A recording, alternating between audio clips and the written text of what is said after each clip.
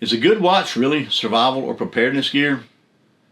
Well, as I started thinking about today's video, I could distinctly hear James Yeager's voice in my head saying a grown man or person ought to wear a watch. So in today's video, I'm going to tell you why I think a good watch can be a very important survival or preparedness tool, and the features that that watch needs to have on it to allow it to be that. And we're going to take a look at the watch I've been wearing for the last year and why I chose it and how well it is done. And I'm talking about the Protek 1000 carbon composite dive watch.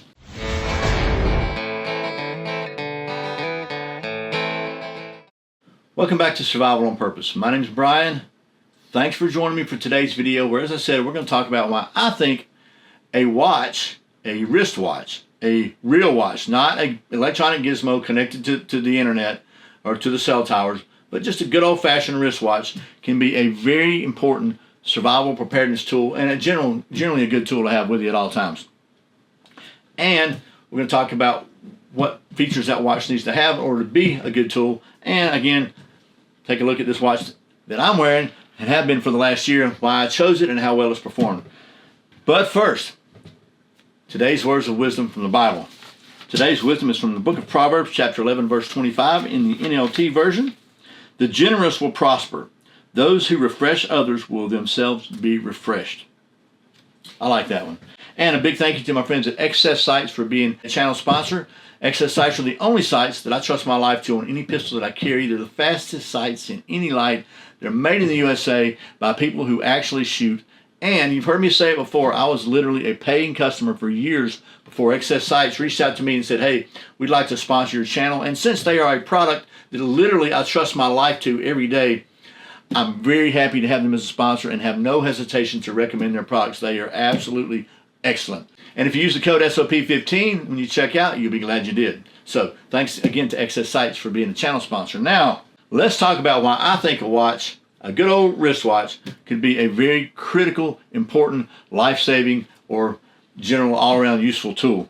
And the first thing that comes to my mind when I started thinking about this was that I learned a long time ago when I was a Boy Scout, I mean a long time ago, that you can use a watch as a makeshift compass if you can see the sun. It's got to have certain features, and we'll talk about that in just a minute, but that's a pretty important thing to be able to do. If you're out in a survival situation, you can find your direction. Also, I can think of several different reasons why you might need to time something, and it might be critical. You might need to time somebody's pulse in a first aid situation or a medical situation. You might need to time a fuse. I don't know what you're doing, but you might.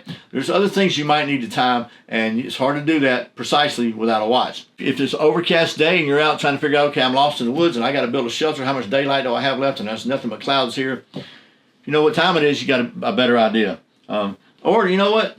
Just to not be late to stuff. There's just a lot of reasons to have a watch. But in order for that watch to be the most effective tool, there are several features that it really needs to have. And the first one is it needs to be analog. That means it needs to have little hands that go around. It needs to have big hands and little hands, you know, old school, circle with numbers. And that's going to allow you to use it as a compass. It's also going to allow you to use it as a timer in many cases. I think it needs to be waterproof, shockproof, dustproof, all those proofs. I think it needs to be well-built, solid, and tough because it's going to have to last you. And then I think, personally, I like to be able to see it at night. I like it to be visible where I can see the numbers at night, know what time it is in the dark. And I like to have a good, solid, rotating bezel that actually clicks where it's supposed to click and is precise. So you can use it for timer features. That helps you with the compass features and all that. We'll show you that here in just a minute.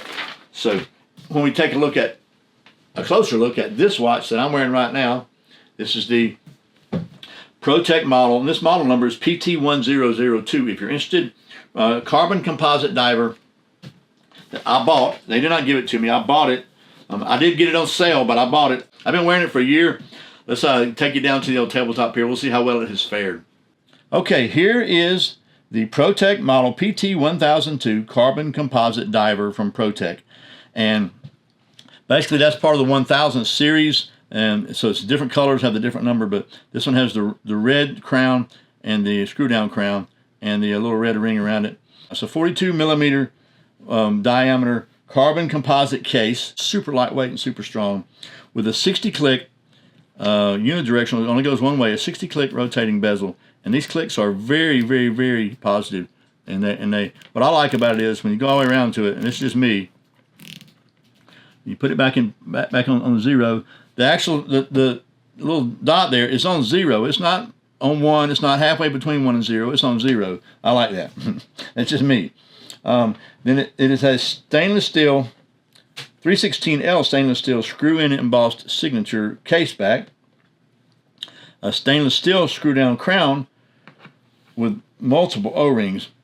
The crystal is sapphire with anti-reflective coating, so it's a very, very solid crystal. And you can look at the details and saying, I've been wearing this for a year. I banged it and bumped it. Every time I do it, I think, oh no, I just chipped my watch, and it's okay. It's okay. So there's that. It has a dependable Japanese Citizen Miyota 2S60 quartz 3-hand date and date movement with a 10-year battery. So there's no winding needed, no anything. And I like the date. I like the date feature myself. That's really one of the reasons I chose this. This is a genuine rubber strap with a signature steel buckle and steel molded into the strap for springs to pass through for added strength and durability. And one of the reasons I really like this watch is it has, they call them Swiss self-powered Pro Glow T25 illumination system. It's tritium. They have tritium, little tritium vials around here, and then the top of the crown has this little dot has a tritium vial in it, little bubble in there, and so do the hands. So I'll show you that in the dark and see what it looks like. These things don't have to be exposed to light to charge, so to speak. They just glow. The weight on this thing is just 73.2 grams, and if my math is right, that's not even quite 3 ounces. It is 13.95 millimeters thick. The lug width is a 22 millimeter, and the regular price of this thing right now is $495. So it's not a cheap watch, but it is a good one, as they say. Okay, so let's talk about why I chose this, how well it did, and then I'll wind up with just a quick little demo on how to use this thing as a compass. So first of all, I chose it because it is analog. I like analog because I can use it as a compass and other things. If I want to set an elapsed time and see where it goes, I can set the bezel here. So if I want to go to 15 minutes, I can set the bezel there. I can easily see at a glance how much time I have left. Speaking of bezel, another reason I chose it because I was able to check these things out at a show. I know the bezel is extremely precise and does what it's supposed to do. I chose it because it's super lightweight, waterproof, shockproof, dustproof, has a sapphire crystal, so I knew it's going to be tough. Also, I really like the tritium. I wanted tritium because I like seeing it at night and daytime, whatever. I don't have to charge it with a flashlight. I just want to be able to use it. And then it's got the 10-year battery. I don't have to wind it. I don't have to worry about any of that stuff. And finally, I just thought it looked pretty stinking good. So there you go. So that is why I chose it. Now, how well is it held up? Well, hopefully, as you can see, I'm trying to give you a close-up here, but there's no scratches, no chips. And I have banged this thing a couple times on something metal, and I thought, oh my gosh, I have just messed up a really nice watch. And so far, so good. Oh, speaking of using them as a compass, let me explain how that works. So the way that works is you point the little hand at the sun.